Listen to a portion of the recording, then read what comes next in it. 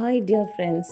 யோபுவோட வாழ்க்கையில பார்க்கும்பொழுது ஒரு முறை யோபு நின்று கொண்டிருக்கும் பொழுது அந்த பிசாசு என்ன சொல்றாருன்னா, நீங்க யோபுவை ரொம்ப நேசிக்கிறீங்க.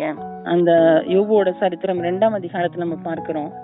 சாத்தானும் அவர்கள் நடுவில் நின்று கர்த்தருடைய சந்நிதியில் வந்து நின்றான். கர்த்தர் சாத்தானை பார்த்து, நீ எங்கே இருந்து வருகிறாய் என்றான். சாத்தான் கர்த்தருக்கு பிரதியுத்தரமாக, பூமி எங்கும் உலாவி அதில் சுற்றி திரிந்து வருகிறேன் என்றான். அப்பொழுது கர்த்தர் சாத்தானை நோக்கி, நீ என் தாசனாகிய யோபின் மேல் கவனம் வைத்தாயோ?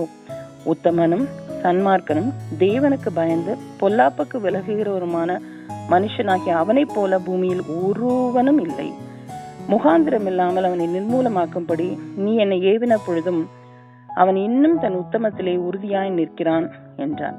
சோ எப்பவும் நம்ம கர்த்தருக்கு பிரியமா நடக்கணும்னு நினைக்கும் பொழுது பிசாசு நம்மளை எப்படியாவது டெம்ப் பண்ணி கீழே விழ வைக்கணும் அப்படிங்கறதுல ரொம்ப கான்சென்ட்ரேட் பண்ண ட்ரை பண்ணுவான். அது அதிகமா நம்மளை எப்படி பிசாஸ் டெம்ப் பண்ணுவான்னு சொன்னா, அந்த ஒரு கில்ட்டி கான்சியஸ் நமக்குள்ளாக கொடுத்து, சோ முடியாது, உன்னால பரிசுத்தமா வாழ முடியாது. அது ட்ரூ தான், நம்மளால பரிசுத்தமா வாழ முடியாது. ஆனா கர்த்தர் நமக்காக மீட்பானார். கர்த்தர் நம்முடைய ரட்சிப்பா இருக்கிறார்.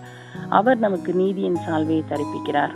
அவர் நம்மள அழுக்கற கழுவி அவருடைய ரத்தத்தினால நம்மள பரிசுத்தமாக்குறாரு. அவருடைய தழும்புகளால நம்ம குணமாகிறோம். சோ இதுதான் நமக்கு இருக்க வேண்டிய ஒரு ஹாப்பினஸே இல்லாம அந்த பிசாசு கொடுக்கிற டெம்டேஷன்ல நம்ம விழுந்து போயிடக்கூடாது. நிறைய பேர் பின்னாடி அடையிறதுக்கு முக்கியமான காரணம் என்னன்னு சொன்னா, அந்த ஒன்ஸ் அவங்க விழுந்துட்டாங்க அப்படின்னு சொன்னா பிசாசு கொடுக்கிற கில்ட்டி கான்சியஸ்னால அவங்களால திருப்பி எழுந்திருக்கவே முடியாது. இது நம்ம தாவீதோட வாழ்க்கையில நம்ம பார்த்தோம்னு சொன்னா, தாவீது பத்சேபாள் இடத்துல பாவம் பண்றாரு. அவர் பிசாசு அவருக்கு ஒரு டெம்டேஷன், ஒரு இல்ல நீ இனிமேல் எழுந்திருக்கவே முடியாது, நீ ஆண்டவரை விட்டு ரொம்ப தூரம் போயிட்ட, ஆண்டவருக்கு பிடிக்காத ஒரு பாவம், இந்த உன்னோட சரீரத்துக்கு விரோதமா நீ பாவம் செஞ்சிருக்கிற அப்படின்னு சொல்லும் பொழுது சங்கீதக்காரன் முழு சங்கீதம் 51 அவர் பாடுறாரு.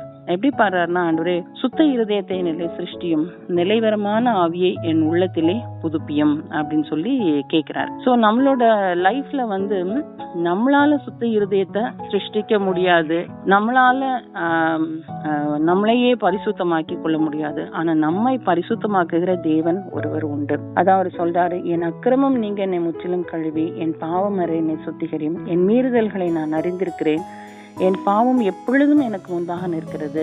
தேவரீர் ஒருவருக்கே விரோதமாக நான் பாவம் செய்து உமது கண்களுக்கு முன்பாக பொல்லாங்கானதை நடப்பித்தேன்.